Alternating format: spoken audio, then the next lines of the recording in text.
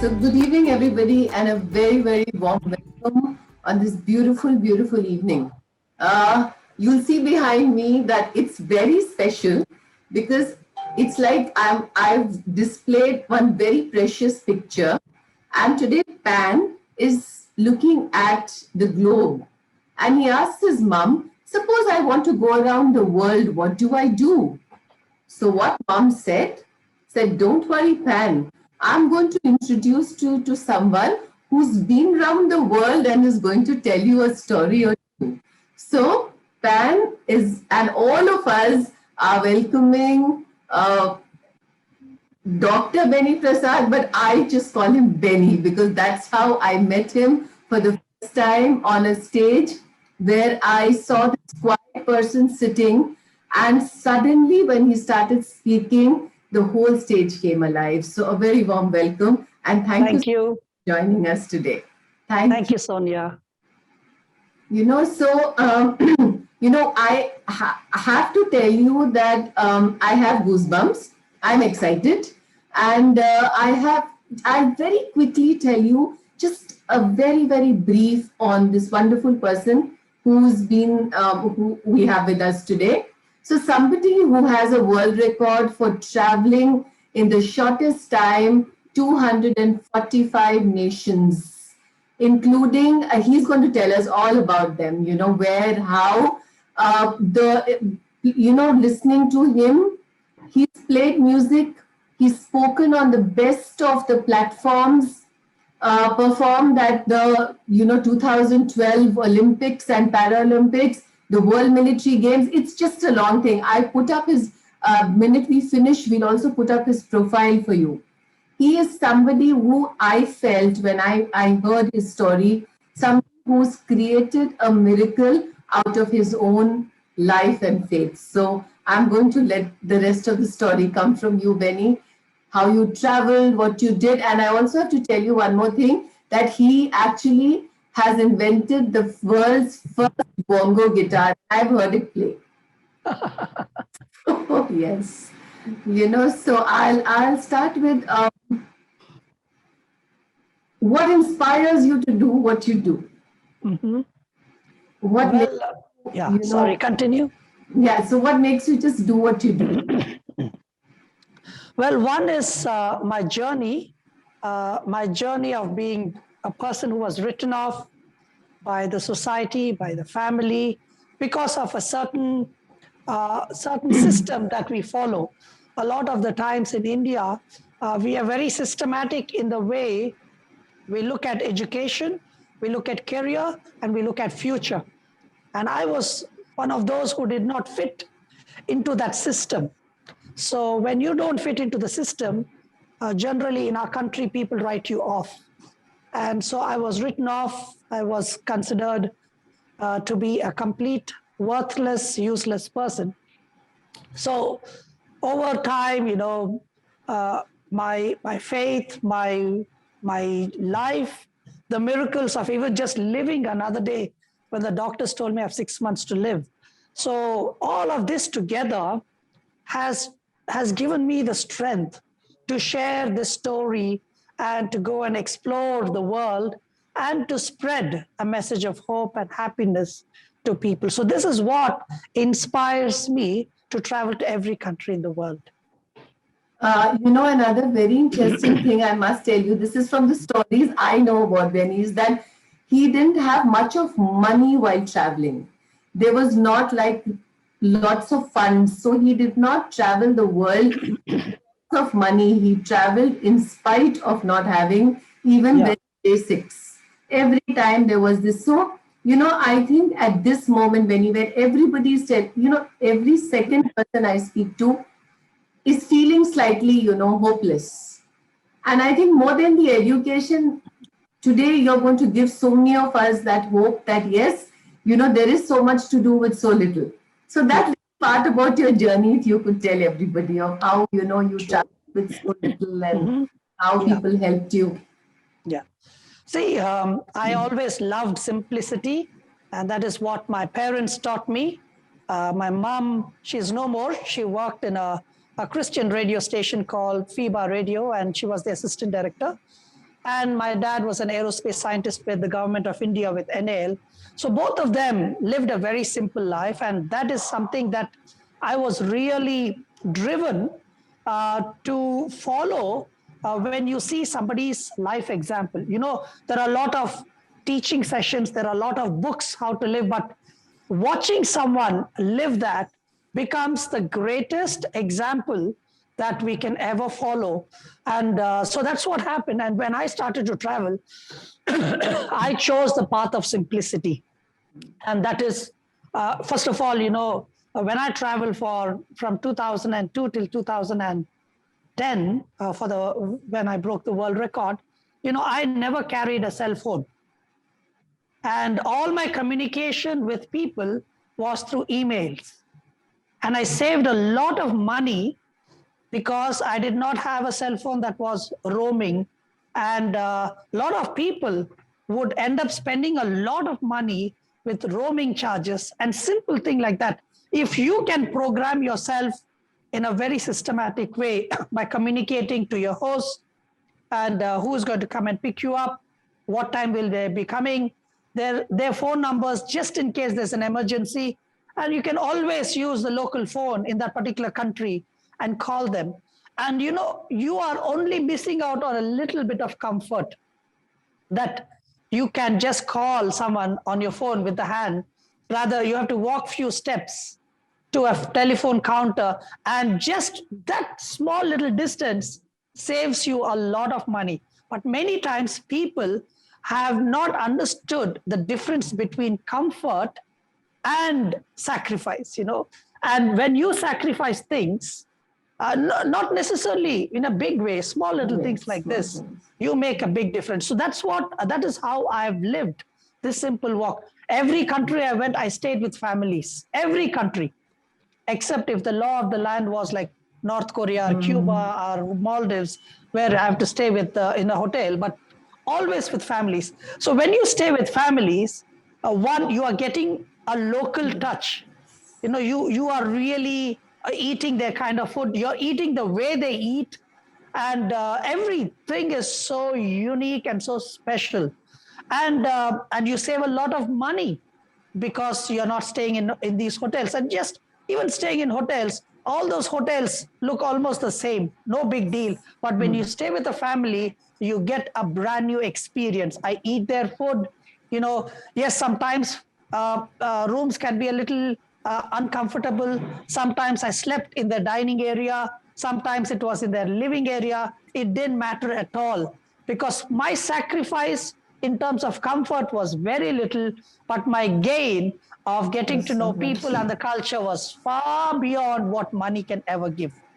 Wonderful. So, you know, this is such a beautiful message also for all of us, that when we take our children out, you know, we restrict them to everything very touristy. You know, that's become when the children come to school with, you know, this our summer holidays were with our nana nani, dada dadi. But today children travel. You know, of course not in these circumstances, but what is the essence of that travel is so important. Are they walking the streets? Are they meeting the people? And that is what I was telling everybody, that so many times we talk about countries, capital, language, currency. But if we really want to know the country, the pulse of the country, so many times it's also the music of the country, the food of the country, the flavors of the country, which you just spoke about, you know. So I'll ask you one question. You've traveled the world. I mean, I have only read about traveling the world. I may have dreamt of it at some point of time, but you have walked the earth. I mean, it's a huge achievement, right? And more than that, I think I was just looking when I was sitting down to make my notes, you know. I said, what do I know to ask a man who has walked the earth, the world? It's fabulous. So when you go to places, one odd experience, if you can talk to our audience about something which just looked at you, you know, and you said, oh my God, this is really overwhelming. Because in those 245 countries, plus all the other travel that you've done, what is that one thing that just comes to your mind when you say that this is something which was fabulous? Sonia, it's very, very difficult to pinpoint aspects like that Yes. because, every country and culture is so unique. Like, for example, I was doing a concert in Jamaica, and the concert was in the evening at 8 o'clock in the church. And so they finished the opening, band performed, and they were going to invite me. So the MC came, and first thing the MC wished people was, good night, everybody. And I was like, I've not even performed one song, and why are they saying good night? And that is when I realized that in Jamaica, that is a part of a greeting, that when it is night, they say good night. And for us, good night is basically when you're Bye bye. ready to go to bed, yeah, or Yes. when you're leaving a place. But here, it was part of like good morning, good afternoon, good evening, and good night is part of a greeting, which was fascinating, very interesting. Then I was in another island called Cocos Island. Christmas Island and Cocos Island is offshoot of Australia. These Okay. are very small little islands. And Cocos Islands has about 500 people or so. And in this particular country, they don't have these news channels and newspapers and other things, but they have a big blackboard kind of a thing at one of the roundabouts, like a place where people go and turn around and come.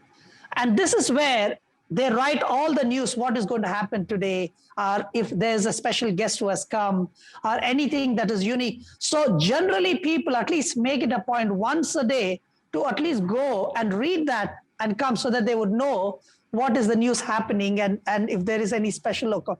So in this 21st century, it was just fascinating to see something like that happening. And these are, and yeah, they have technology and everything, but they want to preserve certain things. And today, when I look back, that is so unique, that's so special, because now that allows people to come out of their homes, mingle with people, talk to people. And these are very unique things which we are missing out in today's culture, where everything is done through the phone or through the computer, that the human touch is missing.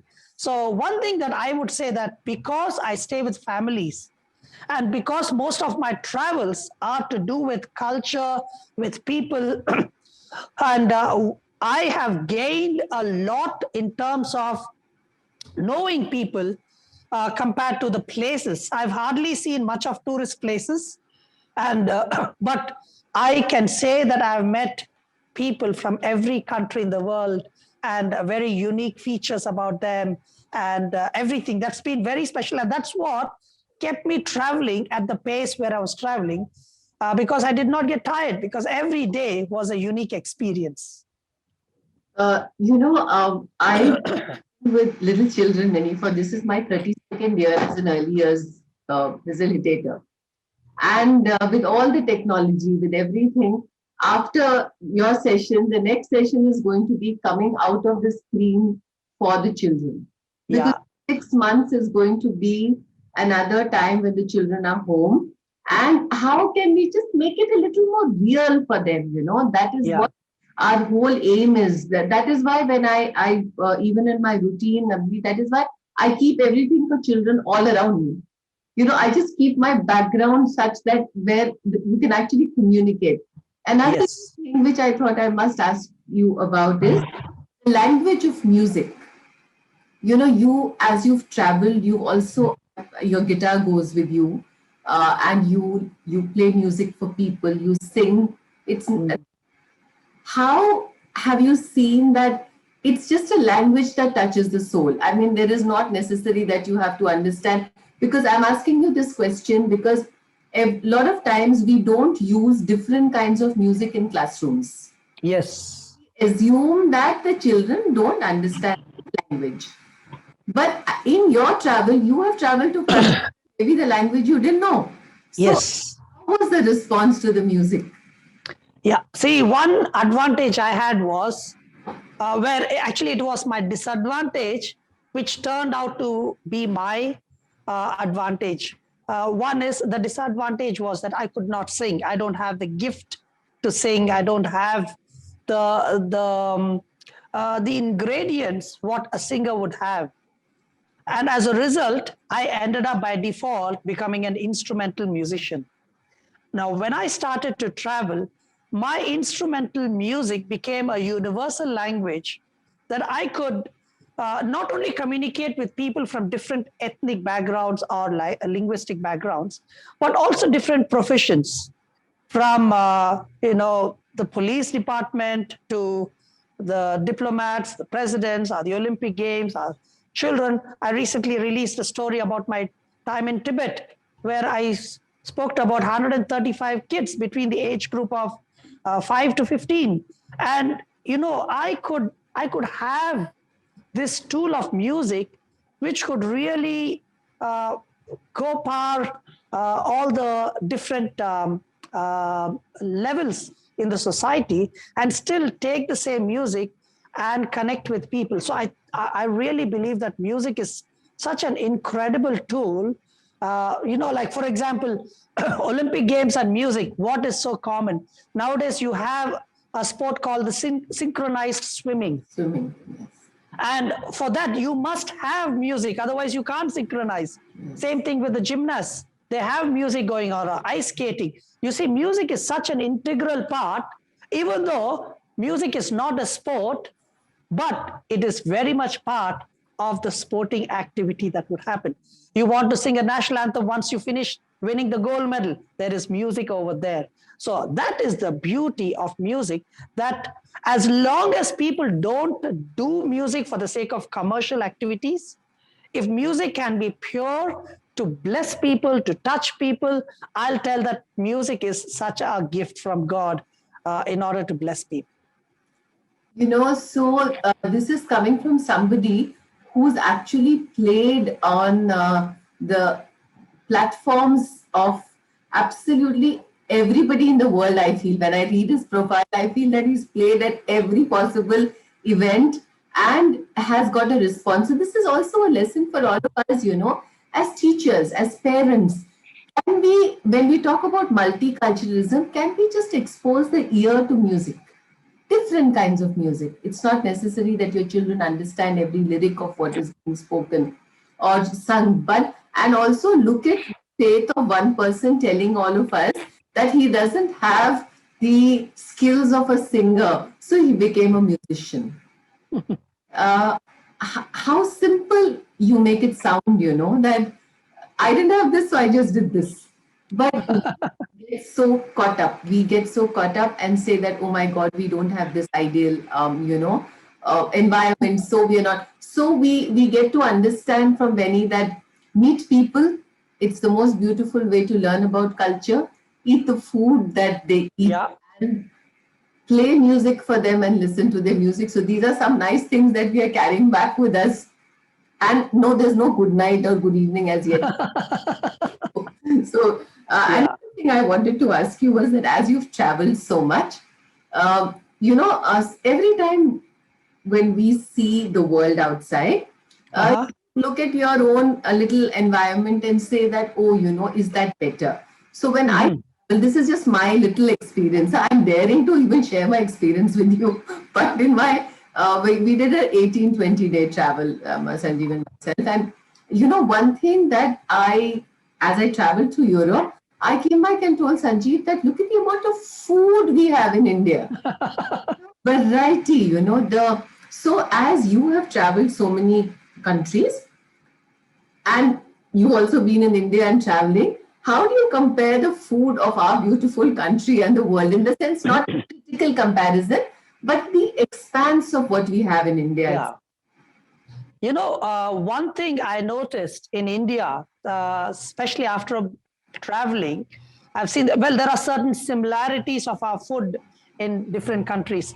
But one thing that I appreciate in India is how intricate our food culture is. Like, for example, three things are very important in the Indian food aspect. One is the taste, two is the smell, and third is the color. Now, if you have the good taste and you have good smell, but the wrong color, it doesn't work. Mentally, we think that something is wrong. So many times people think that food is all about smelling and tasting. But for the Indian culture, it is also seeing color really, really, really matters. Of course, there are times because of that color, people end up adding all kinds of different colors into that. I heard that, here, once we opened Chai 316, I found out that people even end up adding certain colors into the tea bags so that they can have that rich color, but Okay. actually it is not healthy at all. So but I've seen that is very important for us in our culture, that the color matters a lot. So which means that for us food is also about seeing, it's See, also oh about yes, presenting.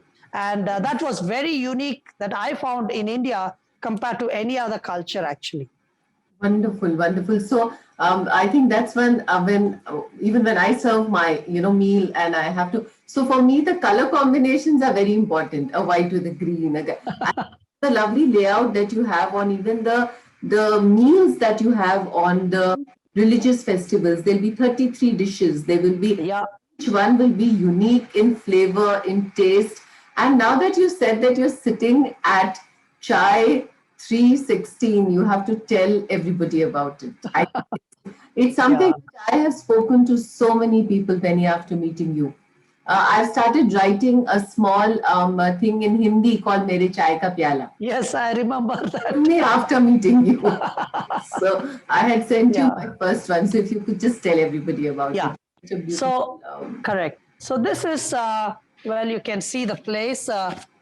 Chai 316 is a 400-seater cafe, and it is a non-commercial cafe, which means this cafe does not exist to make money. And we only serve tea, and the price of the tea is decided by whoever walks in, which means there is no obligation for them to give anything. If they want to, there's an offering box there, they go and put it. But that is not our criteria. And our goal is 80% listening and 20% talking. Because we want to listen to people, what they're going through. And this cafe is mainly to work in the area of mental health, is to share with people how we overcame our own challenges, and telling people that, yes, we all are living in a world where there are problems, there are challenges, but that does not mean that we give up just because we are facing these. So, but many times people, when they're going through their own share of problems or depression or anything, they want a listening ear. They don't want solutions. They want a listening ear. First thing they want is to be heard. But who has the time to be heard today? People have time to celebrate birthdays, they have time to celebrate achievements, but when somebody is going through pain and struggle, nobody has a listening ear. So here, this cafe is designed mainly for listening. So all my staffs here, we are trained for that. So we do 80% listening. In fact, the longest one sitting conversation we had was 8 hours non-stop. When a depressed engineering student came to the cafe, he was struggling. He was battling between drugs and suicide, didn't know what to do. And he took a bus for 1.5 hours to come, and we listened to him. It took 2 months, and after that, he was set free from his challenges. And recently, in fact, just before a month ago, he wrote to me saying, Benny, I just finished my engineering degree. I was able to clear all my backlogs, and thank you very much for what you guys did. And all that we did mainly was listening. Many times people think counseling is one, you get a major degree and you have all these techniques. No, I believe that everybody is created with a skill to counsel. And that skill of counseling is listening. That's the major thing. And I was talking to a person in Malaysia who has a double PhD in counseling and psychology. And he was telling that 85% of counseling cannot be learned in school or college, because it is to do with trust, it is to do with listening, it is to do with empathy. And these are the things that we are created inside our system. And if we can give time to people, we can see a greater change. Many times, children, our goal here is to reach out to college students. Every week, on average, we rescue one young boy or a girl from committing suicide. And all of that mainly by listening. Many times, parents don't have time to listen why their children are not able to progress to the expectations that you have. But you have all the time to advise them how to get first rank. You have, this is a shocking thing, Sonia. I remember I was in Jamshedpur doing a concert for the Rotary Club there, and then I went to a school called the Kerala Public School. And after I finished my session, the principal said, Benny, there is one girl, she really wants to talk to you. I said, sure. And they gave me a room. I was there, and then this girl came to me, very smart girl, bright, amazing girl, but she's suicidal. And she's in her 9th standard. I said, why? Why are you suicidal? She said, I am short of my parents' expectations. So I said, how much are you scoring? She said, 95. And the parents are expecting 98. And she said, I have reached my potential. I said, this is crazy. Where are we heading in this situation? I said, you have to enjoy this gift of childhood God has given you. If it is all about pressure that like this, you will never be able to. And I thank God I had the opportunity to sit down and talk. Another thing, same thing like this, again with an Indian family in the US. The mother put so much of pressure on this child. He was so afraid. Fear gripped him so much that he started to develop white patches on his skin. And this is from severe fear and tension. And parents are not evil. Many times our Indian parents are ignorant because they think that they're doing their best. Yes, they're doing their best by pushing their children. But remember, every child has a potential. Every child has a gift. If we can nurture their gifts, if we can nurture their call, that'll be wonderful. If a child is good in sport, I would say that just go full on and encourage the child rather than thinking that they have to become doctors and engineers. No, everybody is a need in our society, but parents have to go beyond just the system, but look at the child's capacity. Ultimately, we want our children to be happy. We want them to rejoice and enjoy this gift of life at the place where they are at. Yes, they need a push. Yes, they need encouragement. Yes, they need to be challenged. But always remember, it should be within their potential, not your potential.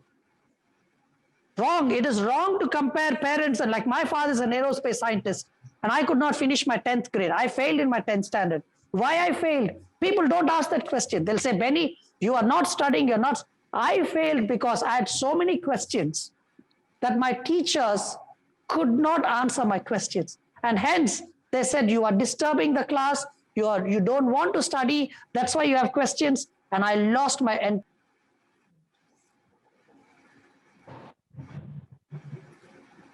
So, Benny, when you were talking about potential, it's interesting that I have reached where I have with just my skills. My brother is just very, he's from Bits Pilani, good marks, perfect. And I was a child who used to hardly pass. And my mother used to tell me, hunar, in Hindi you call it hunar. So she used to say कि अगर हुनर है ना तो उसको बढ़ा दो. She was this nice Punjabi lady from Punjab, and she would just never bother to look at my report card. She would say pass हो गई है. She said हुनर बढ़ाओ. So I used to love to do cutting and pasting, and that's become my whole series today. I have 35 books with the Oxford University Press India. And if you ask me for my academic qualification, thank God they didn't ask me. They asked me. But I can so relate with this, because there was no fear of going wrong. There was even, like when for example, when I sent you a message, I had no fear of somebody saying no. I just send and I see that, hey, can we, do this? And I think 99.9 people understand that and respond. But people so much fear into children, like coloring, Benny. We put a circle and say color inside the circle. Let me think out of the box. So you are really telling us that this is life. Mhm. Think it's been a beautiful and without, I don't know whether you really realized it, but without really talking about an early years or in education, you've actually given us the soundest advice. uh, People talk about assessment, and you gave us one key word today: Mm. maximize potential of the individual. Yeah. Thank Thank you you. so very much. I also one more thing, Vinny, in your journey, a moment which is, no, I would say a moment, a few challenges that you faced. May not be the peak challenges, but anything that just comes to your mind about, oh, this was really difficult. If Mhm. you share that with us. Yeah. Well, traveling, excuse me, one of the biggest challenges while traveling was loneliness.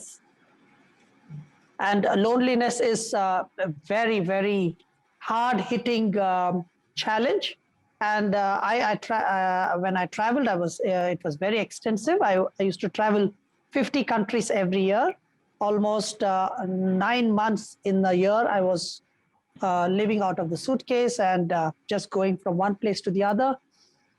And loneliness would hit you because you would go to a place and you would fall in love with the people there, with the family that you're staying, and you build up this special bond in 3 days. And now after 3 days, it's time for you to move to another country. And it was so difficult that many times I would sit in the aeroplane and cry, where I've just missed this amazing time, 3 days, such a strong relationship being built. But now it's time to move on. And then you come into a new country. And again, you build this bond because I stay with them. I stay with their children, talk to them, explain to them. And sometimes, they will come and say, this boy will come and say, do you know, Uncle Benny, this is my room. For the next 3 days, you can stay in my room. And it just becomes such a special time with that. And then once you start to leave, it just changes again for you. And so that was one of my biggest challenges, I would say, more than physical or mental or anything, is this aspect of loneliness, where you're not able to really connect with someone for long enough to be there physically. Yes, you can always get back in building that relationship after a year when you go back there. But even though I cherish all these moments, but at the same time, I wish that I could have spent much more time. But then if you spend more time in one place, then you have to cut short of your time in the other place. So that was the challenge and the balance. But I would say that was my biggest challenge. And second challenge was this was the physical challenge of getting visas. Having the Indian passport was a huge challenge. At least now, India has made a lot of progress. I'm amazed at the number of countries we can just step in without a visa. But when I started traveling, even Sri Lanka, I needed a visa, and it was very, very tough because I did all the homework. Most of the countries, none of these travel agents had known about it. They have no idea. So I have to sit down and work everything out and do my traveling and plan everything. And I would plan my time in India to get my visas. And so there was a lot of constant planning my tickets, planning my visas, planning my host families, planning the events that is happening, because I wanted to be a non-commercial artist from the beginning. Sonia, I never had this desire to become a wealthy artist. I never had the desire to become a famous artist. Fame, money, whatever it is, just followed me, but I never ran after them. And as a result of that, I could travel to every country. Had I been someone who was only going to perform because of money, then I would be limiting myself to about 30 or 40 countries. That's it. Outside that, you will not. That's why you see artists, they have hardly traveled to 100 countries because their life is driven all with money. No, and for me, I remember at 16, when I was at the lowest point of my life, at the verge of committing suicide, having lost my health, my education, my value in the society. And that is when I heard the voice of the Lord Jesus Christ saying, Benny, I can transform your life and make you a new person. That spiritual encounter changed my life. And today, being at the peak of my life as an artist, as a motivational speaker, I don't want my life to become a commercial activity where I would go and do that. In fact, I'll tell you a story about this. This is a very interesting story talking about kids. Dubai was celebrating the 40th National Day celebrations, and they called me and asked me if I would come and perform for that event. They were offering me a lot of money, as well as it was a big platform, a prestigious platform. And I just told them, all I need to do is to just check my calendar. And when I checked my calendar, I think it was on the 3rd of December, if I'm not mistaken. And I just saw that actually I was going to speak at a kindergarten school for 10 minutes. So I called them and I told them I have already an appointment.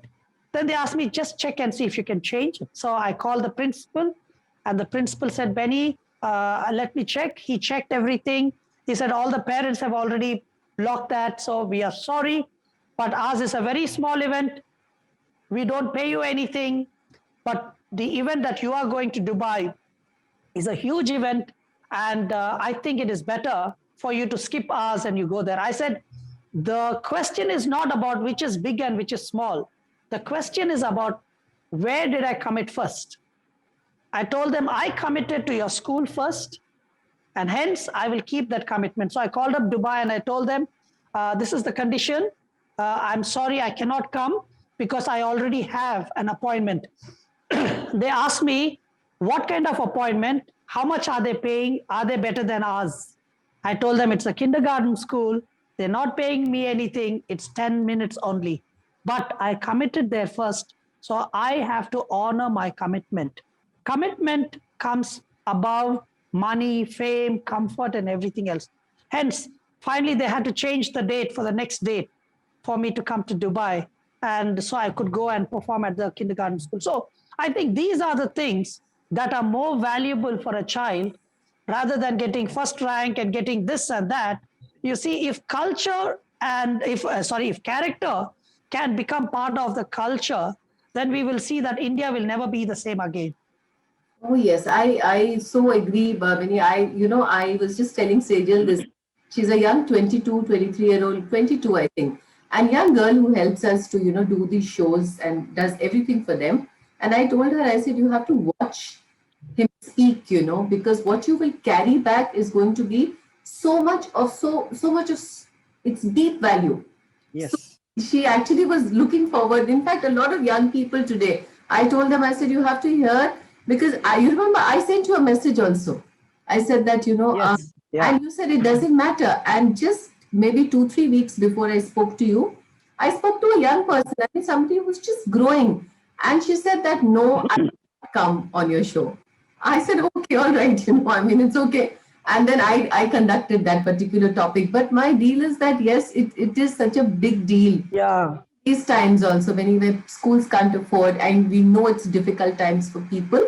But so yeah, a lot of people are changing. And what you said, that just give everything else. I remember someone once asking me, so what makes you, take this on? I said, you have to want it bad enough. Come. It doesn't matter what you pay me, whether you give me a check today, you don't, but you have to want it for a reason, not because, I'm famous, so you want me. I makes no sense at all. If you want it, I will come with or without, whatever. Yeah. So I think that is what caught me in your story. So when I was listening to you on that TED, there was this is also for the audience. I've only done one TEDx talk. Huh? I'm not like this big TEDx speaker, but that was that one platform where I met absolutely wonderful people. And Benny was the quietest, I feel, out of the lot, absolutely not. And then the person who was hosting the show showed me his profile and said, it was somebody I knew really well. He said that, You have to just sit down and listen to him. And I think today has been a very, very beautiful journey for all of us, Benny. Um, Thank you. do you have your guitar? If you could just show it to us, is it somewhere Um, around? You're no, not there. it is upstairs. It's not here Okay, with me. but Yeah. I must tell everybody, please go to his YouTube and see Yeah. him playing it, because they're beautifully recorded, and his wife sings with him. They had something called a musical wedding, I'm told. And it's a very beautiful experience. Do share, your thoughts. I think I was seeing that you answer back people and Yes. care. And Benny, I called for my tea little late today. I said that I don't have champagne, but I can just cheer you up with my cup of tea. Thank And, you. keep hoping that your beautiful Cafe 360 and all your work keeps spreading. And it's been Thank you. a deep honor for us. Thank you so much. Thank you. Thank Thank you, you. Sonia. Thank Thank you. you. Thank Thank you you so very much. much. Yes. Yes. And I'm sure our audience has enjoyed this completely. Thank you. Thank you. Thank you very much. Square, square, panda.